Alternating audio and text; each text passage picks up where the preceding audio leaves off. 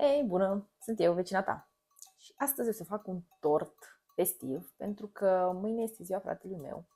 Dar astăzi când postez videoclipul deja a trecut. Astăzi este zi de votare, așa că mergeți la vot dacă încă n-ați făcut-o. O să fac un tort așa cum îi place lui, chiar dacă el nu o să-l mănânce, pentru că e la mii de kilometri departare. Este un tort simbolic. Și anume un tort cu fructe, un tort exotic, așa, însiropat. Asta este preferatul lui. Un tort cu un pandișpan clasic, pentru că mi-am luat tăvi, așa cum îmi doream eu. Și astăzi o să le încerc. De fapt, mai am încă una la fel, dar pentru această rețetă să-mi trebuiască doar o singură tavă. Pentru că nu o să fac un tort extrem de mare. Am nevoie doar de o tavă. Pentru umblat o să fac un pandișpan clasic și cremă de cocos și ananas. Un fel de tort piña colada. Da, o să pun și rom și esență de rom. Zic eu, un tort fresh, un tort așa de vară, de petrecere. Mă apuc de treabă și astăzi o să folosesc pentru prima dată alt atașament al mixerului meu planetar. Acest atașament ca să bat ouăle, ca să fac pandișpanul de fapt. Îmi place rețeta asta pentru că nu trebuie să separ ouăle. O să bat ouăle cu zahăr, apoi să adaug făină, un praf de sare, n-am nevoie de praf de copt. Pentru că am deja ouă, mă gândesc pentru că sunt foarte multe ouă, o să ajute blatul să crească, dar nu foarte mult. Mai am aici nucă de cocos, bineînțeles, am și niște mascarpone, niște frișcă. Și aici am niște forme care sunt mai mult forme pentru gheață, dar o să folosesc această ciocolată albă pe care eu nu o mănânc. O să topesc și o să am niște decorațiuni tare drăguțe cu scoici.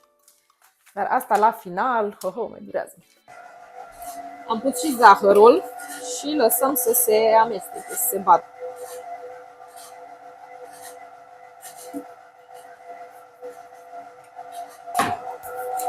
Făină cu 3 de 0, clasică. Aia de copt.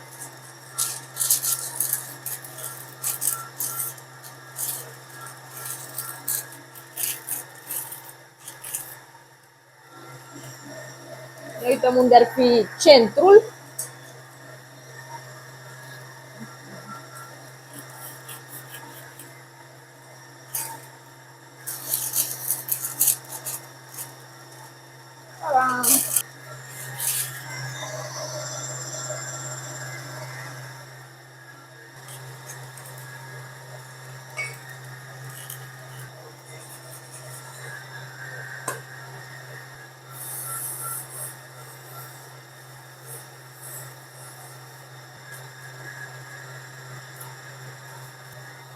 Doar ca să fim siguri.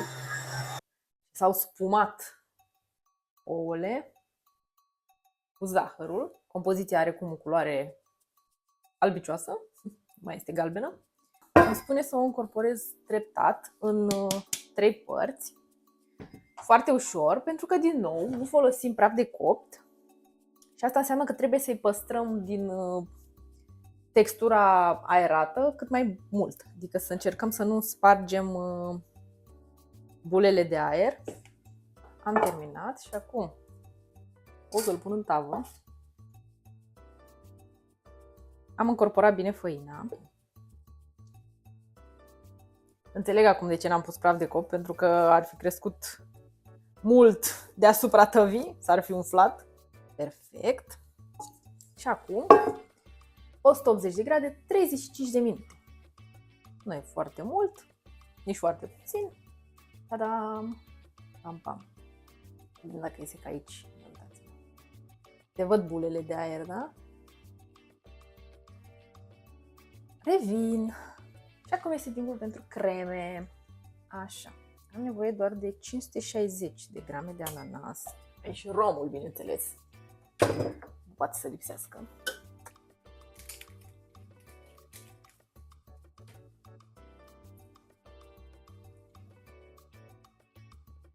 Rom.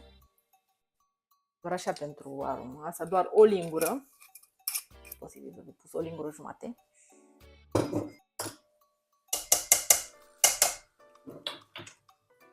Și punem toată această nebunie pe foc. Mai amestecăm din când în când. Și avem, bineînțeles, și crema de cocos, care este la fel de simplă. Lapte de cocos, Deci să nu luați lapte de cocos din acela pentru cafea, din acela la carton. Nu o să fie ce trebuie. Trebuie din acesta la conservă, care este mai gras, să zic așa. Niște fulgi de cocos, bineînțeles, pentru textură. Aceștia o să folosesc și la decor. Rom, amidon și puțin zahăr. Bun. Toate astea din nou le combinăm și le punem și pe ele pe foc. El aici la suprafață s-a întărit, dar o să curgă acum imediat și apa din el. Să vedeți. Hop! Ia să vedem, avem? Oh, chiar avem 400. Wow, nu vine să cred. Mai trebuie 50 de grame de zahăr, să fie totuși o cremă dulce. Tot așa, o lingură. O lingură. Și restul este pentru decor. Sunt aici la 2 oale. Aceste creme nu trebuie ținute foarte mult pe foc. Și asta vreau să menționez, aceste 2 umpluturi sunt fix pentru umplut tortul. Și mai am de făcut încă o cremă, aceea o să fie pentru ornat. Dar aceea o să o fac mai târziu, după ce o să se răcească și blatul. O să dureze ceva. Dacă vrei să faci un tort de calitate, ai nevoie de tehnică, de timp. Asta e cel mai important. Ai nevoie de timp. Bun. Și aștept să se îngroașe cât de cât ambele creme, după care o să le las la răcit. Crema pe care o să folosesc ca să decorez tortul este destul de simplă, o să conțină doar mascarpone, frișcă, zahăr pudră și puțină esență. Ar fi fost de preferat de cocos, dar nu am așa ceva, așa că o să pun esență de vanilie. Sau chiar de rom aș putea, deși cred că ar fi mult prea multă aromă de rom, pentru că am pus în cremele de umplutură. O să văd pe parcurs. E gata, s-a umflat și l-am lăsat mai mult de 35 de minute, recunosc. L-am lăsat vreo 50 aproape. O să las să se răcească pe grilaj.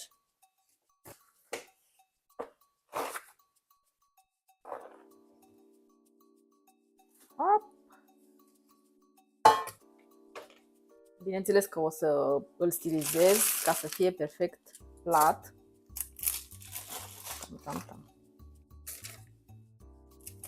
O să se mai lase partea aceasta, dar o să o tai astfel încât să fie perfect plat. Știu că pare puțin ars, dar doar pare, să știți, nu este ars.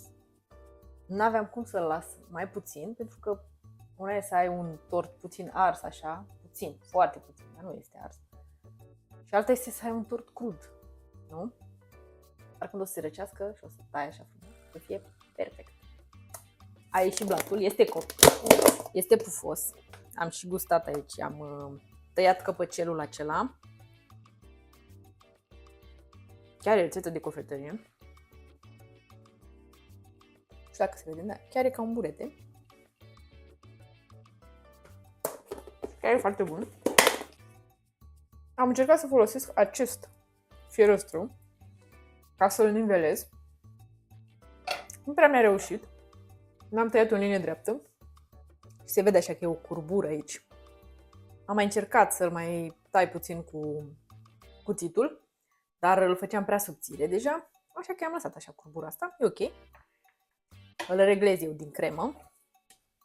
Am pus niște apă fierbinte și ciocolata ca să nu mai murdăresc bol. Și doar o să tai un colț și o să torn direct în forme, după ce o să se topească. O să pun doar frișcă, smântână de gătit de fapt și zahăr pudră, pentru că situație. Mascarponele meu. Nu trebuie să ne panicăm. Revin după ce bat crema.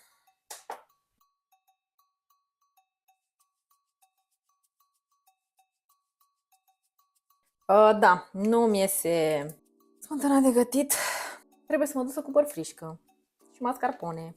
Mascarponele acelea se pare că era mai mult ca sigur. Eram stricat dinainte să-l cumpăr. Doar că n-aveam cum să verific așa ceva. Dacă vă rog frumos, duceți la loc produsele pe care vă hotărâți să nu le mai cumpărați. Nu le lăsați aiurea prin magazin, mai ales acestea care trebuie să stea la rece. Pentru că la un moment dat o să vadă un angajat și o să-l pună la loc, dar el nu are de unde să știe cât timp a stat acel produs unde nu trebuia. Și acum mi s-a întâmplat mie. Nu este vina mea, este vina celui care s-a răzgândit. Frigider. Am fost la Lidl și am cumpărat mascarpone și frișcă. Smântâna pentru gătit nu funcționează pentru așa ceva. Bun. Aici am siropul de ananas. Am pus la fier niște suc de ananas cu zahăr. Și o să însiropez latul. Smântâna aceea de gătit o să o folosesc la o cremă de zahăr ars, pentru că am apucat deja să pun zahăr în ea. Dacă nu apucam să pun zahăr, puteam să fac, eu știu, un quiche Lorraine sau ceva, dar n-am găsit rețetă de quiche Lorraine dulce, așa că o să fac o cremă de zahăr ars, care, culmea, folosește chiar cantitatea pe care o am eu. Deci, numai bine. Ce aventură! Dar, da, și eu orez cu lapte, dar nu e. Și punem cremă de cocos întâi și nivelăm frumos. Și de asemenea, dacă vreți să faceți orez cu lapte, recomand orez cu lapte de cocos, pentru că o să iasă mult mai bun, mult mai aromat și e și mai sănătos.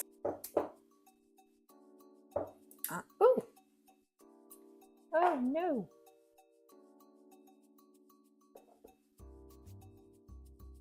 Wow, superb! Așa de mult mă bucur că are forma potrivită.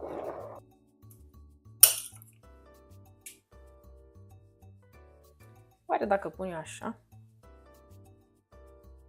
Ia uite ce drăguț!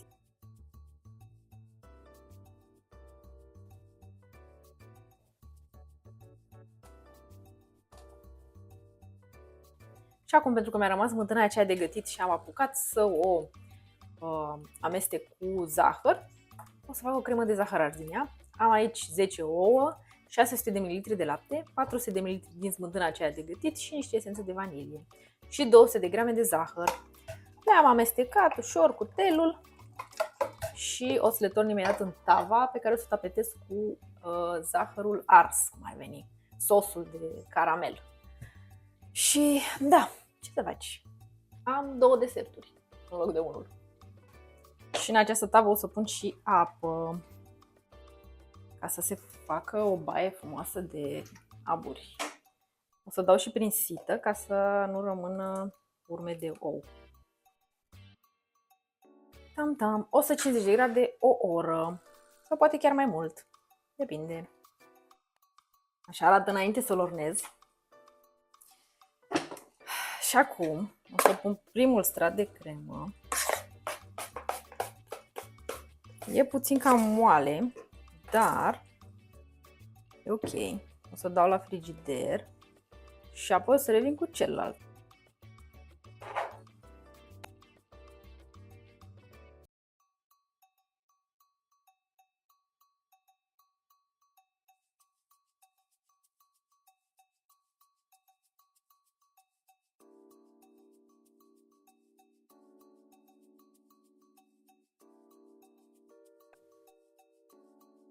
A ieșit foarte drăguț acest tort. Crema pentru decor a fost puțin cam moale. Frișca, nu știu, nu a fost ce trebuie. Asta e. O să încerc să folosesc o frișcă de calitate superioară data viitoare, ca să fiu sigură. Dar am amestecat-o cu mascarpone, am făcut ceva până la urmă, am mai pus și niște fulgi de cocos deasupra, niște ananas. Bombonelele chiar au ieșit super drăguț. Bine, nici n-avea ce să nu iasă, că sunt niște bombonele din ciocolată topită. Atât tot. Dar formele chiar sunt foarte, foarte drăguțe. Cam acesta este tortul. Acum o să-l tai puțin mai târziu și îi zic la mulți ani fratelui meu. Deși astăzi, când postez, deja a trecut ziua lui, dar pentru mine e o sărbătoare în fiecare zi alături de el. Sunt foarte mândră de el și de fratele meu și de tort. Și astăzi nu vă recomand nicio carte. Vă recomand doar să mergeți la vot. Azi zi de votare și trebuie să ne facem datoria de cetățeni. Ce să zic, până data viitoare, apreciați-vă frații, dacă aveți. Dacă nu aveți, îmi pare rău pentru voi. Pierdeți ceva extraordinar. Și mă las cu vecinele.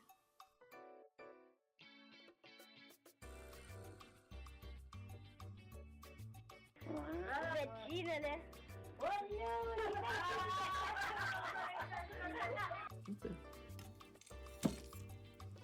Wow.